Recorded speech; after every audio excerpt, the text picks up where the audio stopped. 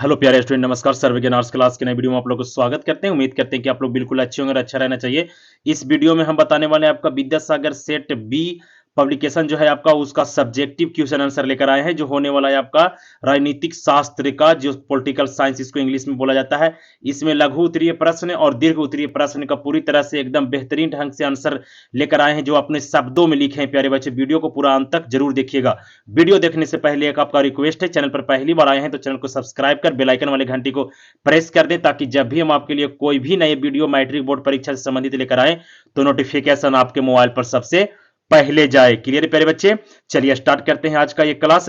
और बता दें एक बात प्यारे बच्चे, कि अगर जो आप विद्यासागर पब्लिकेशन का आपका इसके पहले इतिहास का और ज्योग्राफी का ये सेट बी का क्वेश्चन आंसर अपलोड कर दिया गया सब्जेक्टिव का, वो वीडियो नहीं देखे तो वीडियो को जाकर प्ले लिस्ट में देख सकते हैं।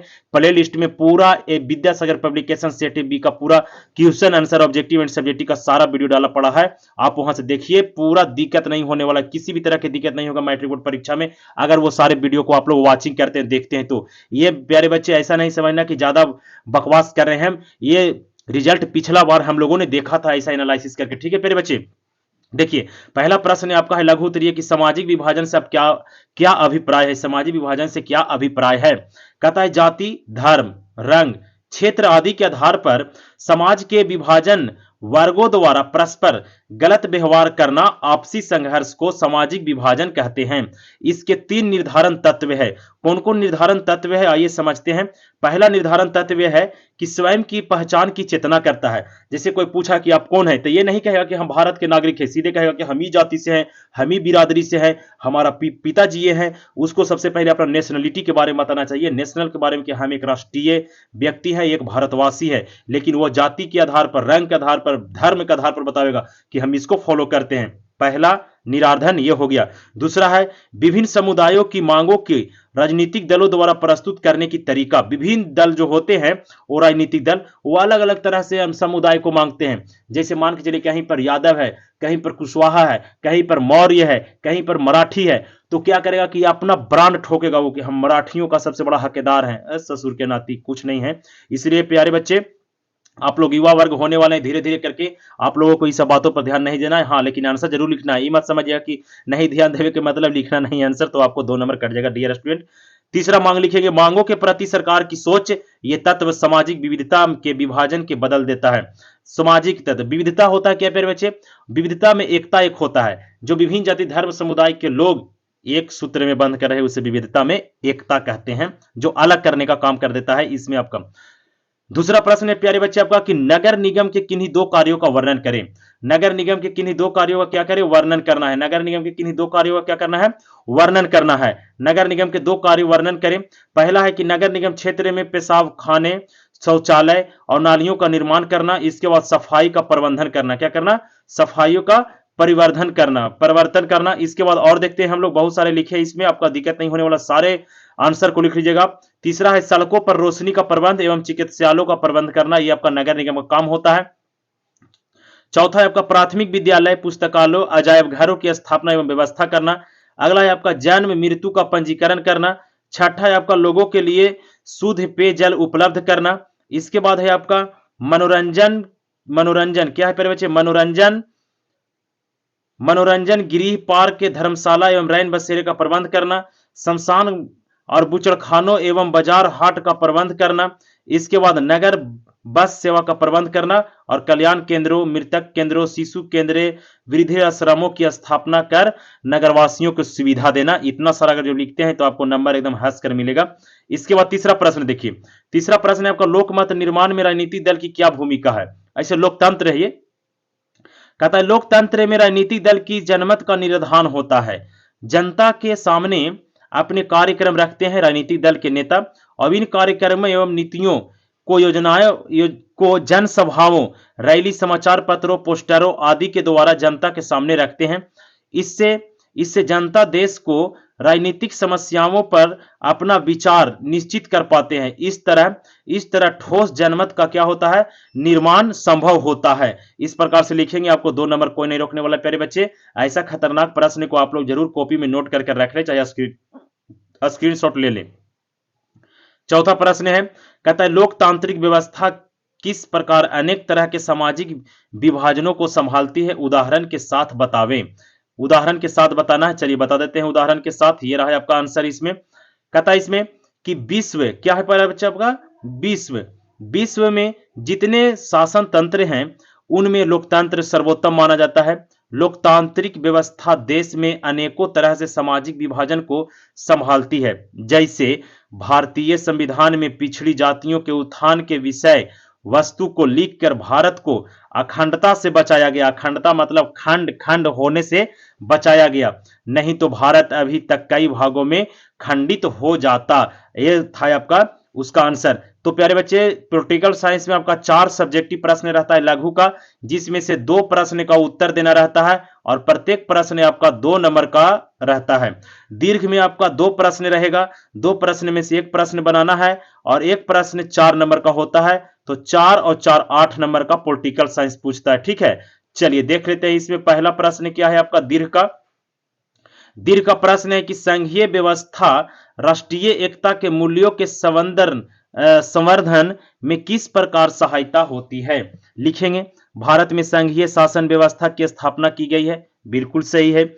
भारतीय संविधान की रचना करते समय हमारे राष्ट्रीय नेता देश की एकता के प्रति चिंतित थे। ये तो बात बिल्कुल सही है कि जो कि जब संविधान बनाया जा रहा था तो हमारे देश के नेता बहुत चिंतित थे कि कौन सा संविधान में कानून बनाए, किस तरह से लिखें इसको कि एक जाति एक धर्म को ठेस न पहुंचे, ऐसा कानून बनाए कि सभी धर्म सभी जाति के एकदम बराबर का अधिकार हो। ये चिंतित था भारत के नागरिक के प्रति देश के राष्ट्रवादी नेता। हमारी ऐतिहासिक और भौगोलिक परिस्थितियों ने हमें संघीय व्यवस्था अपनाने के लिए बाध्य किया, मैंने मजबूर किया।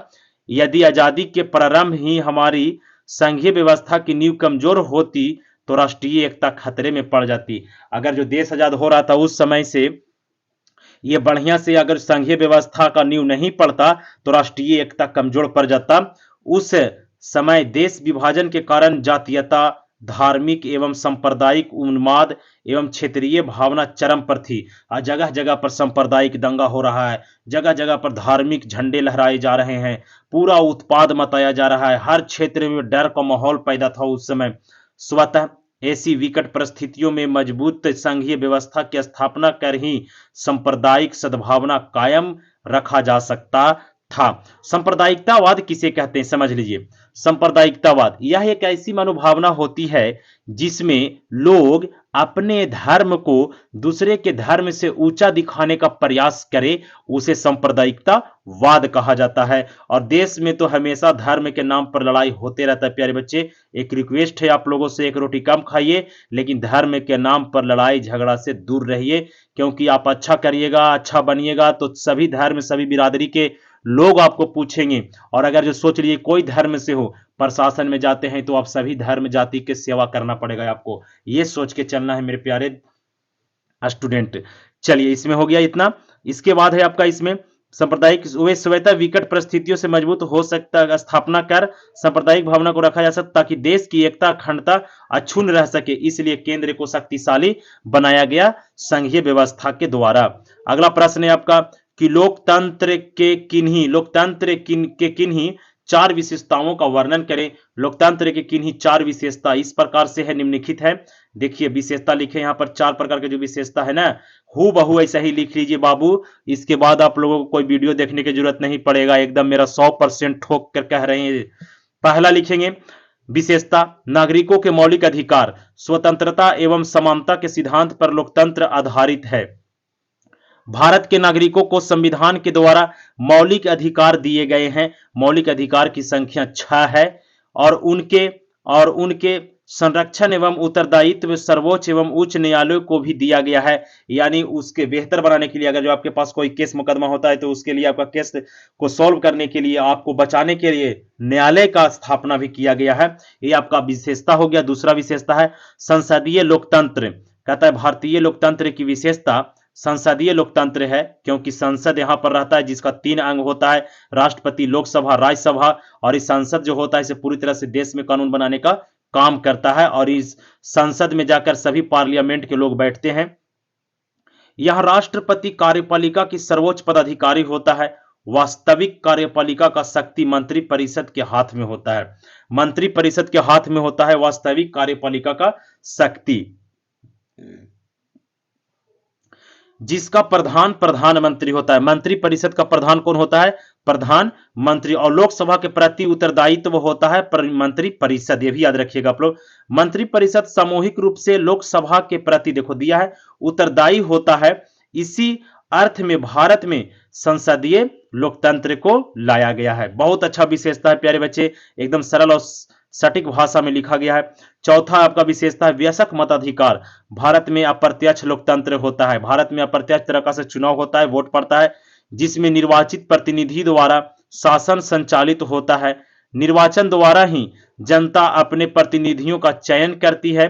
भारत में 18 वर्ष या उससे अधिक आयु वाले प्रत्येक स्त्री पुरुष को बिना किसी भेदभाव को मताधिकार प्राप्त है। माने किसी को कोई ये नहीं कह सकता है कि जाकर फलान पार्टी को या फलाने चिन्ह पर जाकर वोट दबावो, वो एकदम स्वतंत्र है, फ्रीडम है, किसी को भी जाकर मताधिकार प्रयोग कर सकता है और अपने प्रतिनिधि को चुन सकता है। ये है आपका भारत की लोकतंत्र की विशेषता और संविधान की ताकत, याद रखिएगा आप लोग प्यारे बच्चे।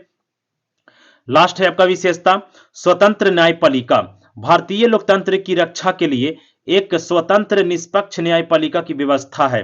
संविधान की रक्षा का भार सर्वोच्च होगा, यहाँ पे सर्वोच्च न्यायालय पर सौंप दिया गया है। ये था आपका प्यारे बच्चे सब्जेक्टिव का पूरा लघु एंड दीर्घ पॉलिटिकल साइंस का पूरी तरह से सब्जेक्टिव क्वेश्चन का एनालिसिस, जिसमें हम 8 प्रश्नों का पूरी तरह से एनालिसिस, 8 तो 6 प्रश्न का पूरी तरह से सब्जेक्टिव दिया। आई होप वीडियो पसंद आया होगा, तो वीडियो को लाइक जरूर करिएगा, चैनल को अपने दोस्तों में शेयर कर दे ताकि उनको भी बोर्ड परीक्षा में मदद मिल जाए, हमें भी सुकून मिल जाए, ताकि हमारे वीडियो से कोई गरीब का बच्चा पढ़ सके। आई होप मिलेंगे एक नए वीडियो में एक नए जोश के साथ, तब तक के लिए जय हिंद, जय भारत।